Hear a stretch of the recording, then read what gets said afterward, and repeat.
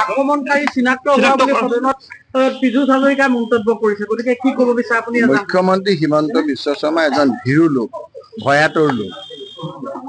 আমাৰ নিচিনা সাহসেৰে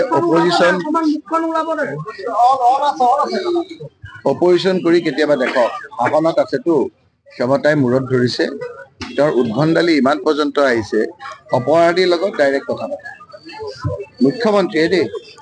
মুখ্যমন্ত্ৰীয়ে ইলেকশ্যনৰ কৌড অফ কণ্ডাক্ট শেষ হোৱাৰ পিছত যিজনৰ গোটেই প্ৰৰোচনাত গোটেই ঘটনাটো হৈছে, তেওঁৰ লগত হোৱাটছআপ কল কৰি, ভিডিঅ' কল কৰি তেওঁৰ লগত কথা পতা ৰেকৰ্ড সকলোৰে তাতে আছে।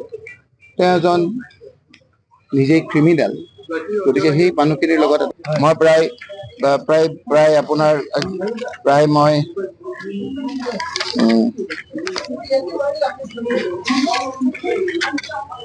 22 জনৰ নাম কৰিছো, আৰুতো বহুত আছিলে, কিন্তু মই 22 জনৰ নাম কৰিছো আৰু তাৰ বহুতো আছে। তেওঁলোকক এইখিনি কৰি পেলাই মই লাভ নাই, সেইকাৰণে মই কৰিব খোজা নাছিলো, কাৰণ এই এছ পিক বহুত আপোনাৰ এজাহাৰ দিছো। কিন্তু মোক দিল্লীৰ পৰাও ক'লে যে কি এজাহাৰখন দি ৰেকৰ্ডটো ৰাখ, সদায় দিন নাযায়, আমি এই পাতবিলাক ওলোটাই চাম, আজিৰ তাৰিখটো কেৱল মনত ৰাখিবা। মই ডায়েৰীত গৈ কথাবিলাক লিখি ৰাখিম, এইখন পেষ্ট কৰি ৰাখিম, এটা এটাকৈ ইয়াৰ আমি বিচাৰ নিশ্চয় ৰাইজে ল'ব।